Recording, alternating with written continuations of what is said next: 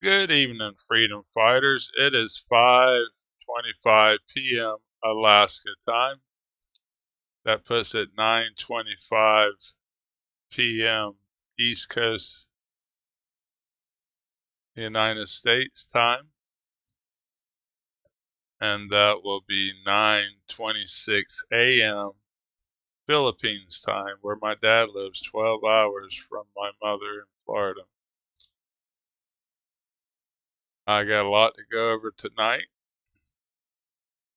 Completely unusual formations as this new electrical storm was created over Kansas and Wyoming. Very unusual frequency waves over Wyoming and Texas.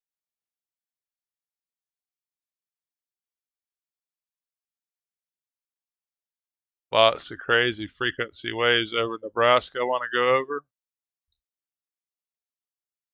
Oh, this is an hour ago in Australia, Western Australia, right as daybreak was happening in Australia 3 hours ago. It was massive chemtrail operation. Daybreak was happening in Western Australia 3 hours ago in the southern hemisphere. Very distinct chemtrails. Let the scientists explain why the chemtrails are happening.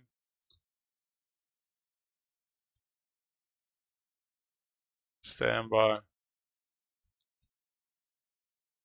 I'm going to let a meteorologist explain it. I really like how he explains this stuff in the atmosphere. A U.S. meteorologist, I'm going to let him explain it. But this is the last 6 hours in Western Australia, heavy chemtrail operation. I can't imagine they have that many aircraft in Australia. That looks like hundreds at this time. Military too, and they're not. They don't show up on Flight Tracker. Dang it! I had it all up. Stand by. Let me go back to Australia. This is live aircraft in Australia. They have a few. Most of it looks like little tiny aircraft, not what's spraying, and nothing in the area for that kind of spraying. It's high altitude military jets. Stand by.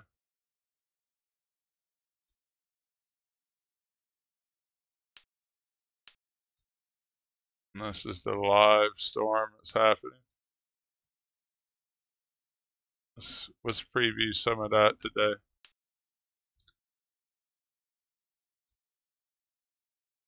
Alright, this is the 12 hours ago. Very unusual clouds over Oklahoma, and they go two different directions. Look at this. It's overlapping machine. Let's let it reload. Gotta admit, that's very unusual. It's just vaporizing the atmosphere, then the clouds just get pushed to wherever they want. But look how it's two different directions. Completely overlapping. One's going northwest, one's going northeast. Overlapping trails completely.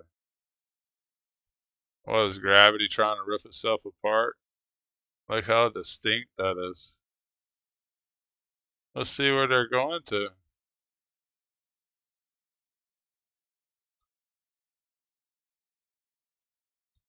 You still see it overlapping. This is 10 hours ago. At the same time, there's heavy frequency waves over top of Lake City, Utah. Or Utah, anyhow.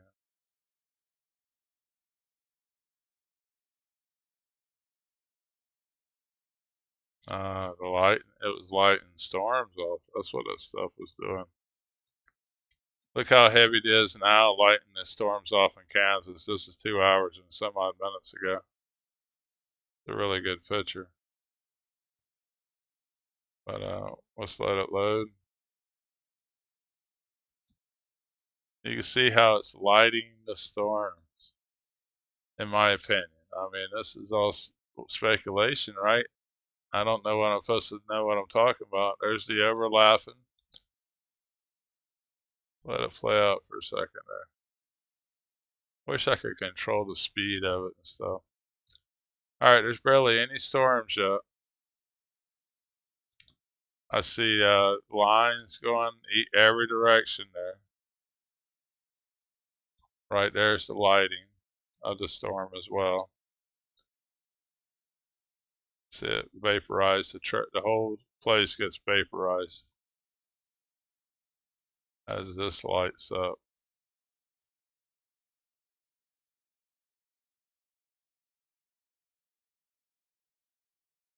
That area also. Well, look at the frequency waves up here. Undeniable, there is something going on with our weather, and that is with a machine. Storms just pop. Daytime heating, right? Yes, daytime heating caused all that. Heating with lasers. Let's let the scientists explain it. Look at, you can very distinctly see the lasers right here. 1, 2, 3, 4, 5, 6, 7, 8, 9, 10, 11, 12, 13, 14, 15 maybe. It all follows in with that and all this lightning here. Get ready, guys. Y'all got some bad weather coming. I feel bad for y'all. I mean, I don't know what they're going to do to y'all.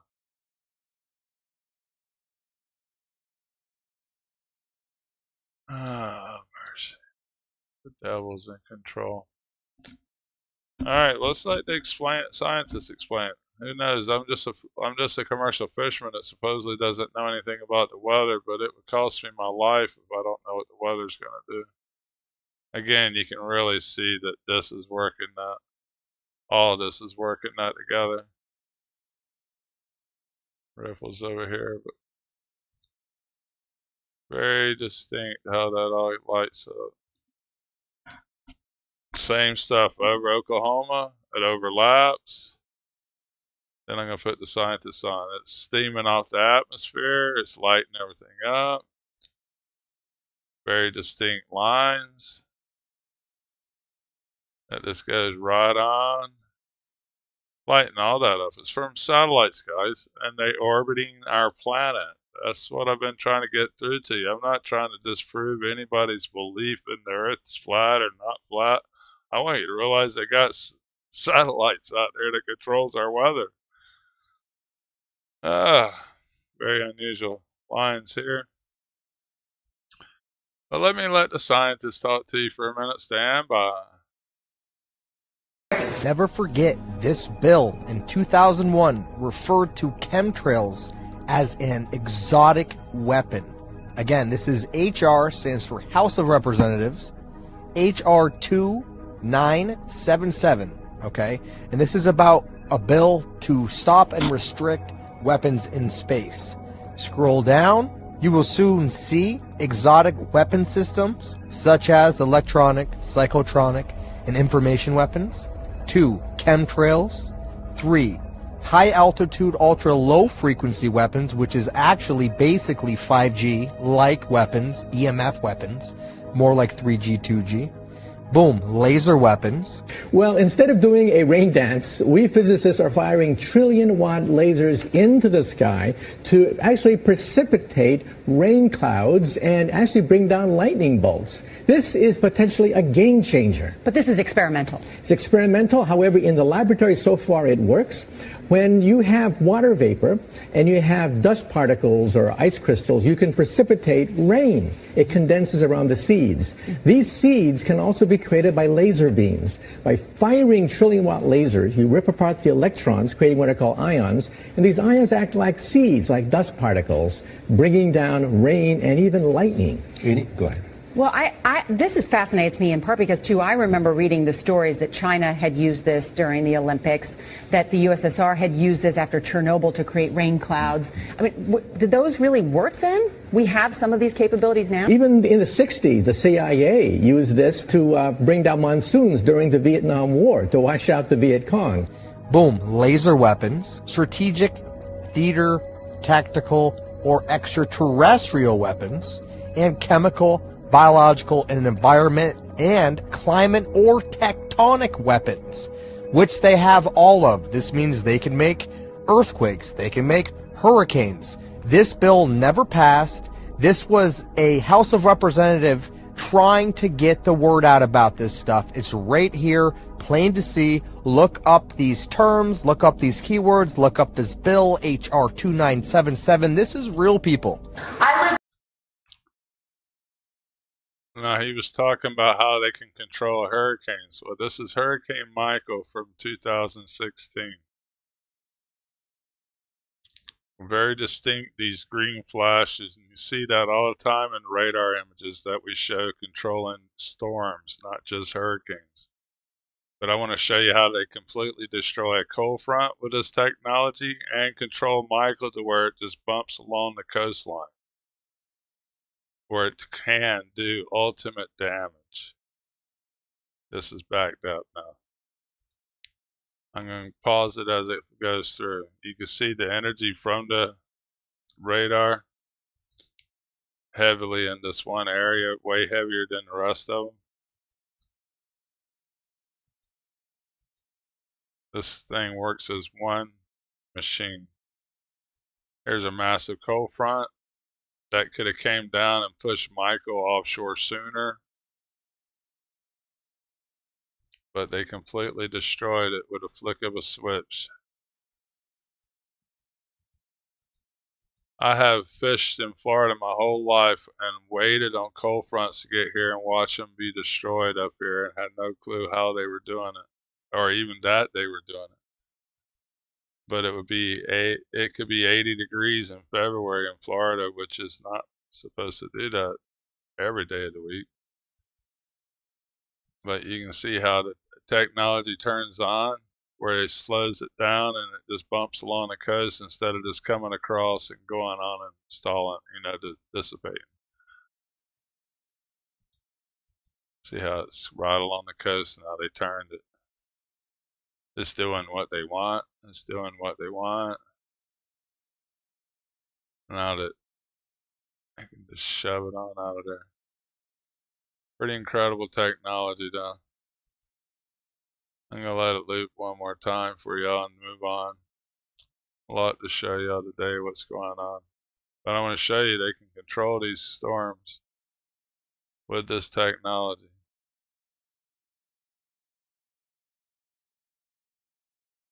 Here in the United States, in my opinion, a drop of water don't fall without their permission. A drop of rain. And they create these horrible storms that's taking people's lives, in my opinion. It's scary to think that's true. Stand by as they push Michael on offshore. 2016. Here's a short clip from a couple of talk show hosts. They're easing it into the human conscience that they're going to do this and help the planet, but robbing the carbon, life-giving carbon from the atmosphere is insane. But listen to the scientists self-talk after these paid clowns. I don't know if this is true or not, that some scientists are trying to figure out a way to block the sun to try to slow down global warming. Yeah, it's a measure of the feeling of desperation that some of them feel. Are they really thinking they could do that? Well, some of them are seriously proposing, and I think it's completely nuts. Yeah. You put another kind of pollution, sulfur dioxide, up to orbit, cover the atmosphere. The sky won't be really blue in the way it is now anymore, but it would block out some of the sun's heat so that we wouldn't have to take the difficult steps to stop spewing all this global warming pollution into the atmosphere. And of course, there are a lot of problems with what they're proposing. You could actually spray sulfuric acid in the stratosphere 20 kilometers over our head and use that to stop the planet warming up in a kind of ugly tech fix. You can spray something into the atmosphere to change. Spray pollution into the atmosphere to stop it warming. How do you do this? You'd start with a fleet of modified business jets and say 20,000 tons of sulfuric acid into the stratosphere every year. And each year you have to put a little more. And this doesn't, in the long run, mean that you can forget about cutting emissions. We will need to rein in No, emissions. we'll get to it eventually. But in the meantime, we're shrouding the earth in sulfuric acid. So people are terrified about talking about this because they're scared that it will prevent us cutting emissions. Right, and also that it's sulfuric acid. We put 50 million tons of sulfuric acid in the air now as pollution, and it kills 1 million people a year worldwide. Okay, but it'll be better if we put more in. We're talking about 1% of that. 1% more, we're just killing 10,000 more people. You can do math. What happens to the sulfuric acid after it's sprayed? Does it just stay up there? No, it rains down, but it's a tiny addition to what we're already doing. Is there any possible way this could come back to bite us in the ass? It actually turns out to be an old idea. This was known since President Johnson. You ever look at those planes up there? They have contrails behind them. Maybe all those planes with the contrails, maybe they're actually spraying chemicals into the atmosphere right now and Uncle Sam isn't telling us. Seems extremely unlikely. That the United States is not telling something to its citizens? That seems extremely likely to me. Read the newspaper. I think they might have your idea already. This geoengineering idea in its simplest form is basically the following. You could put fine particles, say sulfuric acid particles, sulfates, into the upper atmosphere, the stratosphere, where they'd reflect away sunlight and cool the planet. There's lots of mystery in the details, and there's some bad side effects, like it partially destroys the ozone layer, and I'll get to that in a minute, but it clearly cools down. And one other thing, it's fast. I guess the thing I haven't said about this is it is absurdly cheap. It's amazing how we can affect the planet. The one thing about this is it gives us extraordinary leverage. This improved science and engineering will, whether we like it or not, give us more and more leverage to affect the planet, to control the planet, to give us weather and climate control, not because we plan it, not because we want it, just because science delivers it to us bit by bit. What is geoengineering? It's really two very different things. One is ways that we would alter the amount of sunlight the Earth absorbs, and so cool the planet, partly offsetting the effects of carbon in the atmosphere, and that's called solar radiation management, or in some technocratic way, SRM. And the other one is to take carbon out of the atmosphere, so-called carbon dioxide removal. Before we get on to solar radiation management, let me ask you about the carbon dioxide removal. A Royal Society report here in the United Kingdom back in 2009 said that no method of carbon dioxide removal has yet been demonstrated to be effective at an affordable cost with acceptable environmental impacts, and they only work to reduce temperatures over very long timescales. I think that's exactly right, and I can say that both as an author of that report and as somebody running a startup company trying to capture CO2 from the air. Before we get into the pros and cons of it, how solar radiation management might work. Conceptually, it's simple. The doing it is not the hard part, but you could use aircraft or other methods to deliver literally tons or millions of tons of very small reflective aerosols, tiny particles, say, to the upper atmosphere. Spraying them out at a high altitude. Correct. Isn't one of the problems with the climate and studying the climate is that it's incredibly difficult to know exactly how it works. It is very difficult to model.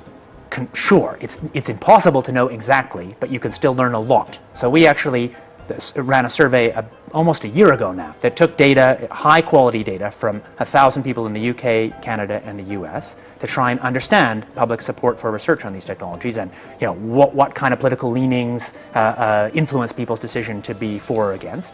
And in fact, we found pretty broad support for research. But that particular opinion survey that you're talking about, it also came up with the finding that 64% of subjects agree that humans should not be manipulating nature in the way suggested by solar radiation management. Exactly. Well, that would suggest that there isn't particularly broad support at the moment for the theory behind this. There's not broad support for doing it, and I think that's quite a healthy thing. I mean, I'm one of the people who, maybe starting 20 years ago, most helped to open the door to get public conversation going on this thing. How do you think, in that case, the public can be convinced, given that there is, as we saw with this project in Britain, tremendous skepticism, even about research at what you say is a very, very benign level? Public opinion will evolve over a long time, and from my point of view, the goal is to try and make that public opinion be able to be shaped by facts as well as possible, and also shaped by people's values. It's not to promote this. So actually, well, it is in part to promote this. I mean, you're a great enthusiast for this, and as you said, you have your own private company, which is... my private company works on a very different part of it, which doesn't suffer from these governance challenges. But it is all to do with the issue of geoengineering. Actually, I mean, you know, it's an incredibly sensitive topic. I actually don't think my job is promoting it. My job is to help clear thinking and clear knowledge about the tools we have to regulate climate risk, among them this one. And I'm perfectly prepared to find that results show that we should never do this. So if it works, and again, we don't know it does, it provides some protection in the near term. Isn't there a problem, though, that you could end up with different effects in different parts of the world? I mean, you could, for example, find that although you're reducing the amount of sunlight and the amount, therefore, that the Earth is warming up, rainfall is affected in different ways in different parts of the world. Absolutely. Essentially, the scientists and technocrats, including myself, I guess, are helping to invent a thermostat knob. But it's much easier to invent the knob than to figure out who should be in charge of it in a world with many states. No, indeed, and I want to come on to the governance, but I want to ask specifically about the science of this, which is how far can you tell whether the effects of cellular radiation management are then going to cause perhaps a catastrophic loss of rainfall in a certain part of the world? At the moment, it seems to be hazy, this. I think it's not as hazy as that. So using exactly the same climate models as we've used to estimate the problems with CO2 in the atmosphere, the underlying climate problem, we've applied those same models and same techniques to look at this. And the results so far, I have to say, look pretty good. That's why we're paying any attention to it. Richard Branson himself, who owns the Virgin Airline Group, was quoted back in 2009 in the New York Times saying, if we could come up with a geoengineering answer to this problem, we could carry on flying our planes and driving our cars. Is going to cost a lot of money. And yet I mean, let's be clear here, you and your company are after Branson's money. The cheapest thing to do is to use the atmosphere as a waste dump. And if we want to stop doing that, we must have laws that restrict the ability to use the atmosphere as a waste dump. My question is, are you not concerned that you and your company, Carbon Engineering, is looking for money from people like Richard Branson? It's funded, I think, in part by Murray Edwards, who is a key figure in tar sands, which is seen as one of the dirtiest fuels on the planet. It is. Are you not slightly concerned about the people who you're getting into bed with? I'm happy to take money from serious folks who have a broad set of interests.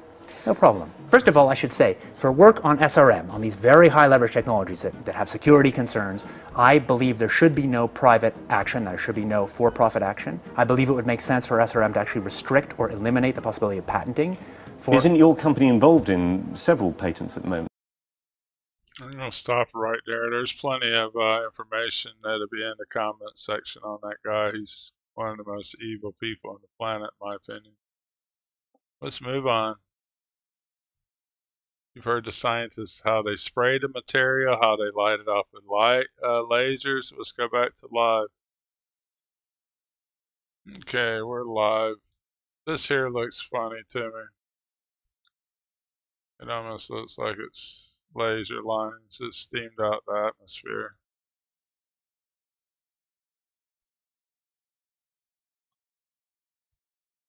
See if it connects to anything.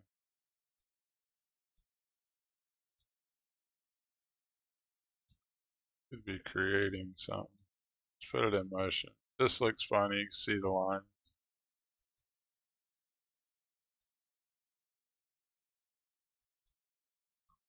You can also see the lines in Texas for this one.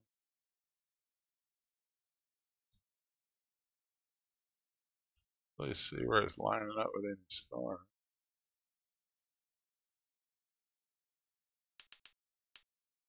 That might not be long enough. I see stuff of developing kind of in line with all that.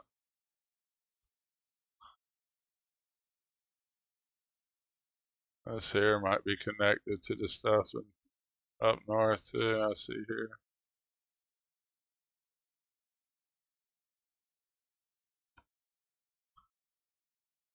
This vaporized. But it was very wild earlier today. See some remnants of it. Earlier what I was showing y'all. I hope y'all enjoy my videos. I'm sorry I'm very raw.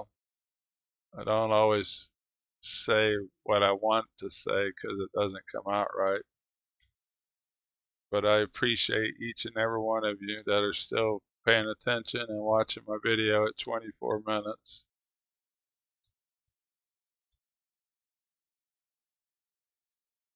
All I'm trying to do is get y'all to think crucially what is truly going on here.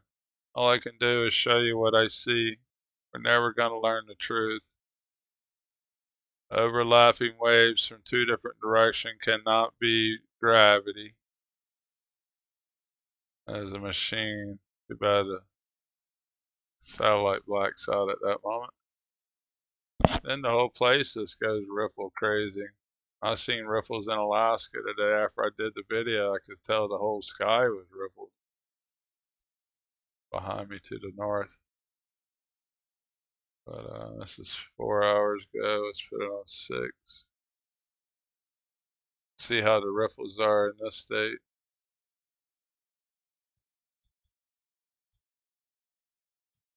Broken bow. I like that word. That town's name. Probably not good how you got it. There's rocks out here in Alaska that's got people's names on it. You can really see how it overlaps again. The different direction waves. It looks like tire tracks. But one thing you don't want, no matter where you are, Florida, whatever, you don't want your name on a rock. It's probably because you ran your boat aground on it. Alright, this is unique. Last 6 hours. That was a chemtrail that got shot out there. Undeniable, some kind of machine is on. Let's zoom out and see what they're doing over North Dakota is where that is. South Dakota, I guess, too. I don't know if they're used to electrical storms, but they're having one tonight. Alright, getting pretty late into the video. No telling what else I would find if I look. This is live, by the way. That's some very unique riffles. Been ripping all day. That's 6 hours of ripping. Might be just waves going over the mountains, I guess.